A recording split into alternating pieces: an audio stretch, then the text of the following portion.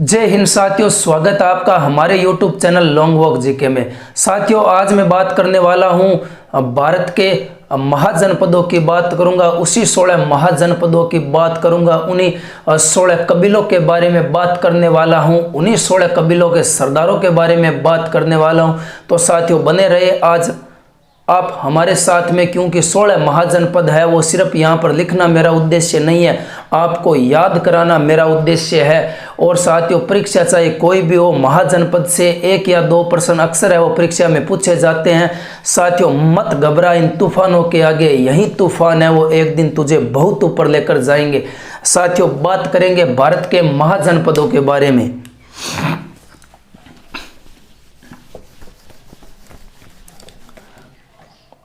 साथियों, सबसे पहले है वो भारत के महाजनपदों के बारे में बात करेंगे। पहले जो नॉर्मल जानकारी है वो सबसे पहले आपको देने वाला हूं। और साथियों, अब बढ़ते हैं आगे। साथियों, क्या होता है इस महाजनपद शब्द का अर्थ क्या होता है? भारत में 16 महाजनपद है वो क्या थे?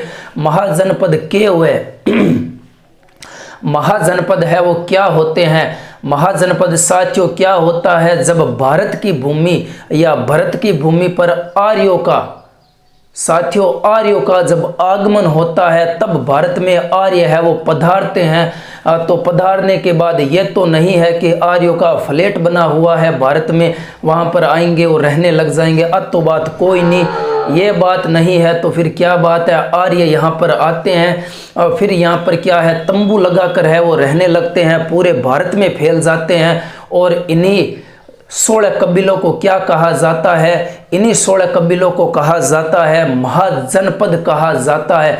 महाजनपद कहा जाता है। कबीला एक है वो बड़े क्षेत्र में फैला हुआ होता है।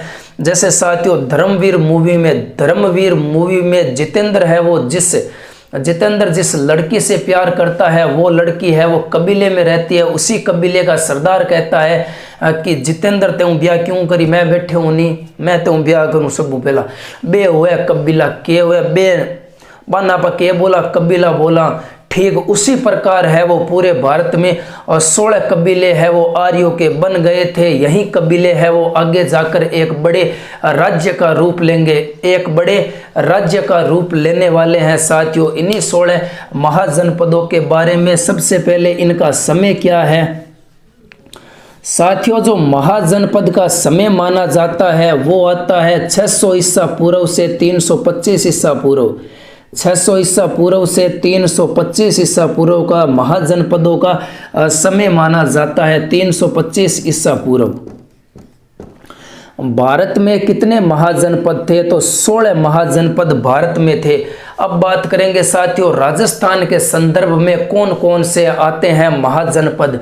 राजस्थान के संदर्भ में महाजनपद आते हैं, एक आते हैं मत्स्य जनपद, और दूसरा आता है सूरसेन जनपद, और तीसरा आता है अवंती जनपद। साथियों, इस यह मत्स्य प्रदेश था। इसी मत्स्य प्रदेश का जो राजधानी थी वो थी विराटनगर। कौन सी थी? विराटनगर।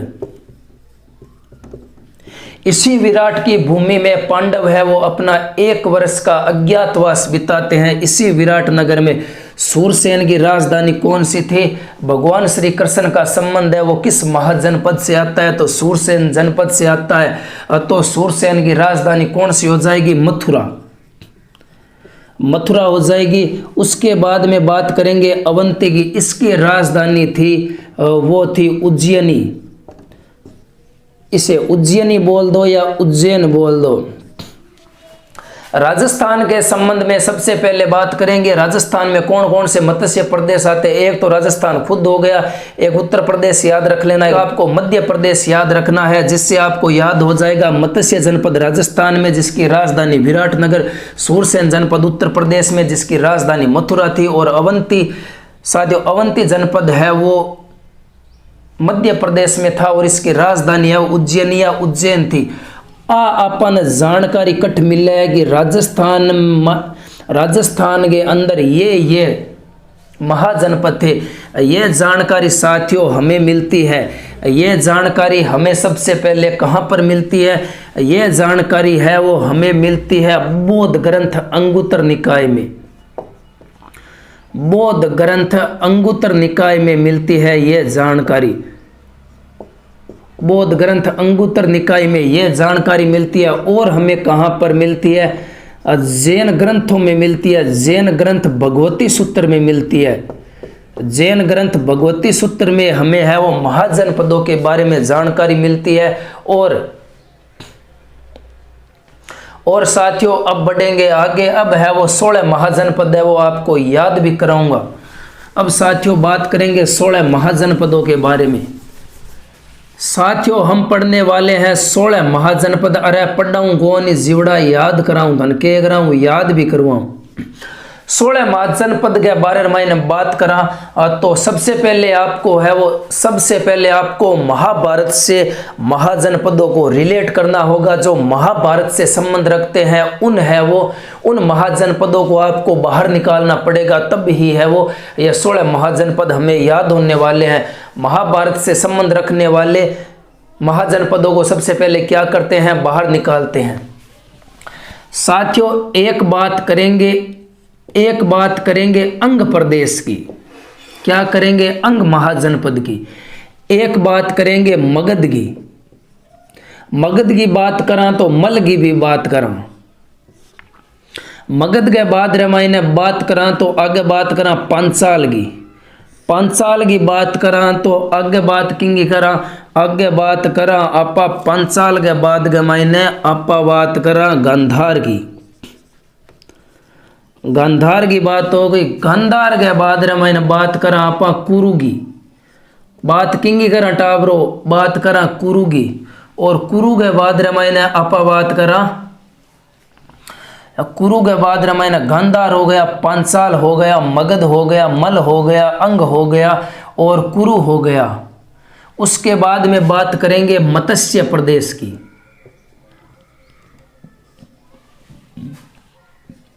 एक बात करेंगे चेदी की। साथियों अब सबसे पहले है वो ये कुछ महाजनपद आते हैं जो महाभारत से संबंध रखते हैं। जैसे में अंग प्रदेश का राजा कर्ण।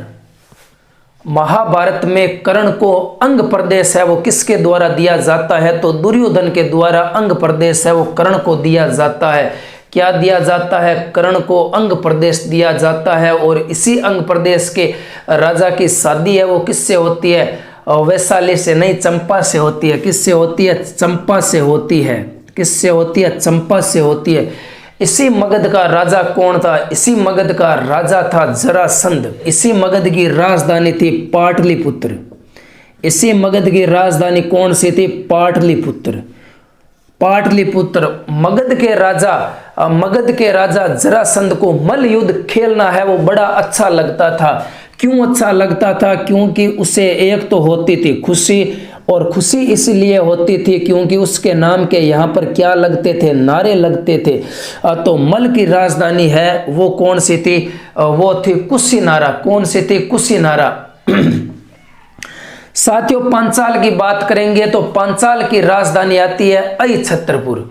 पांचाल की राजधानी थी अहिछत्र। पांचाल का राजा कौन होता है? पांचाल का राजा होता है द्रुपद। उसके गुरु द्रोण की छत्र छाया थी। उसके गुरु द्रोण की छत्र छाया थी। पांचाल का कौन होता है साथियों? द्रुपद होता है। और इस पर है वो किसका आशीर्वाद था या किसकी छत्र छाया थी? तो छत्र से आपको याद रखना है अहिछत्र। अहिछत्र हो गया। अब साथियों गांधार की बात करेंगे। गांधार का राजा कौन होता है? गांधार का राजा होता है शकुनी।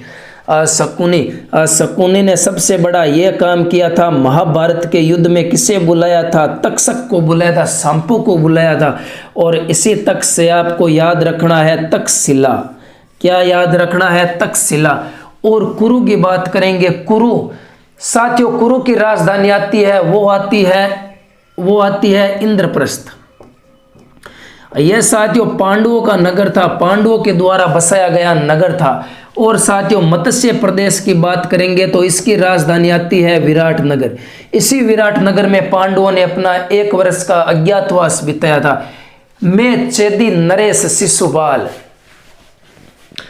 शिशुपाल के पास में शक्ति होते हुए भी इसकी मति मारी जाती है। शक्तिमती इसकी राजधानी कौन सी थी? शक्तिमती।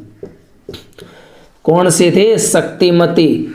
शिशुपाल के पास में शक्ति होते हुए भी मति मारी जाती है। क्यों मति मारी जाती है? शिशुपाल की मति है वो इसलिए मारी जाती है क्योंकि यह भगवान श्री कृष्ण को गालियां देता था। भगवान श्री कृष्ण को अपना दुश्मन समझता था और इसी शिशुपाल के 100 अपराध है वो भगवान श्री कृष्ण ने माफ किए थे। आपने साथियों इतनी बात याद रखनी है कि चेदी को नरेश कौन है? चेदी का नरेश होता है शिशुपाल। सैव याद रख लिया, शक्तिमती याद रख लिया, याद रख लिया कि शक्ति होते हुए भी मति मारी जाती है शिशुपाल की। किसकी मारी जाती है? शिशुपाल की मारी जाती है। 1 2 3 4 5 6 7 8 9 नंबर की बात करेंगे। 9 और 10 में आपको 1 में याद रखना है वज्जी, 1 में याद रखना है वत्स। और वैशाली के प्यार में मुझे वजीर भी बनना पड़ेगा तो भी मैं वजीर बनने को तैयार हूं। और वजीर से आपको याद रखना है वैशाली। आप ऐसे ही याद रख सकते हैं। वजी से क्या बन जाएगा? वैशाली बन जाएगा। या मैं वैशाली के प्यार में वजीर भी बनने को तैयार हूं। और इसी वत्स की राजधानी आती है कौशाम्बी। क्या आती है? कौशाम्बी। वत्स की राजधानी कौन सी आती है? कौशाम्बी आती है। और साथियों आगे बात करेंगे अस्मक की। अस्मक की राजधानी कौन सी आती है? पोतन। कौन सी आती है? पोतन। अस्मक की राजधानी कौन सी आती है? पोतन। अस्मक की राजधानी कौन सी आती है? पोतन। कितने नंबर हो गए? 11 नंबर। अब बात करेंगे 12 नंबर की। एक आपको याद रखना है कौशल महाजनपद है वो। कौशल महाजनपद। महात्मा बुद्ध ने अपना कौशल है वो कहाँ पर दिखाया था? श्रावस्ती के अंदर दिखाया था। कैसे दिखाया था? क्योंकि श्रावस्ती में महात्मा बुद्ध ने सर्वाधिक उपदेश दिए थे। कहाँ पर दिए थे? श्रावस्ती। तो कौशल की राजधानी कौन सी हो गई? श्रावस्ती। कौन सी हो गई? श्रावस्ती। और आपको 13 नंबर के अंदर याद रखना है काशी। बाबा विश्वनाथ की नगरी चलेंगे, वाराणसी चलेंगे। तो काशी की राजधानी कौन सी हो गई? वाराणसी। काशी की राजधानी कौन सी हो गई? वाराणसी। अब 3 और महाजनपदों के बारे में बात करेंगे साथियों। काशी, बाबा विश्वनाथ की नगरी काशी में चलेंगे। और साथियों अब बात करेंगे 14 नंबर, 15 नंबर और 16 नंबर की। अब आपको साथियों याद रखना है कंबोज। एक महाजनपद है कंबोज और एक महाजनपद आता है, एक कंबोज हो गया, एक अवंती हो गया और एक हो गया सूरसेन। कौन सा हो गया? सूरसेन। साथियों कंबोज की जो राजधानी आती है वो है राजपुर। साथियों बोझ के बाद में हमें बोझ है वो कहाँ पर लेकर जाएंगे? राजपुर के अंदर लेके जाएंगे। अवंती की राजधानी कौन सी आती है? अवंती की राजधानी आती है उज्जैनी या उज्जैन। और सूरसेन की राजधानी आती है। भगवान श्री कृष्ण का संबंध है वो किस महाजनपद से था?